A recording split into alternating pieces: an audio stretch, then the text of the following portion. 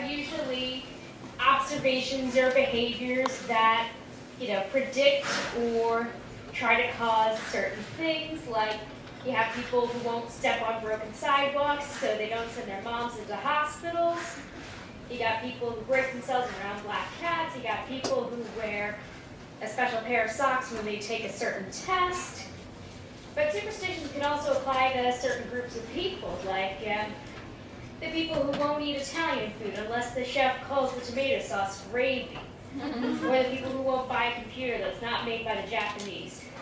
As for me, I'm afraid of white guys. Specifically, I was afraid of the white men who were over 40 that you find on buses and donut shops. I was actually unnerved during the U.S. Open because the trains and subways were filled with pale, older tennis enthusiasts who tied their sweaters around their necks. Everyone else, male or female, I'm okay with, but you ever watch those late night news shows where there's some young girl or older woman who got raped by some male older neighbor, and it's always a white guy, and none of the neighbors ever knew. They never even have guessed. But I wasn't going to let any wasp get me unawares. I always took the drunk bus home every time I had to walk more than a block after dark. I put my keys between my fingers so I could stab assailants like I was Wolverine. I wouldn't let any Caucasian creepers get me. Sounds like a lot of kerfuffle out over nothing, right?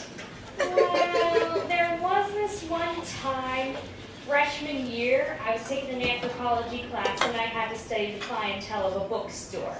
A lot of the people there were, older people who didn't have too many people to hang out with, so they just spent the day there. One of them in particular was an older postman, white, as you'd guess, and he'd always talk about kids these days and how nobody ever took the time to talk to him. And he'd always ask personal questions about, what my work hours were and where I lived. And, hey, maybe next time you're free, you could come over and read my manuscript since you said you were into creative writing. Every time I went to that bookstore, I had to remember that, as far as he knew, I was an anthropology major named Ashley. Especially when my parents came over to visit. They actually went to that bookstore once. He actually introduced himself and said, "Hey, you're Ashley's parents." Sophomore year, I left the bookstore behind me, and I got a job at the English department. Every so often, they like to do live readings, and before one of them, we decided to have a little dinner party for the guest of honor and their family. Employees also invited. I was seated across from the reader's father, totally white. And we got into some dinner conversation. I mentioned how I was a playwright, right? I wanted a great place for living, how I was taking a costume design class, and how I had a friend who did fashion design. "Well," he said, "I know someone who owns a local theater. Maybe you and your friend could, maybe the next time your friend's up, I could call him up and we could arrange a tour." He wanted me, and a girl my age, be alone in a theater during a time when no one could hear us scream. It was everything you hear about in health class where some dumbass ingenue gets whisked away by someone promising to make all their dreams come true.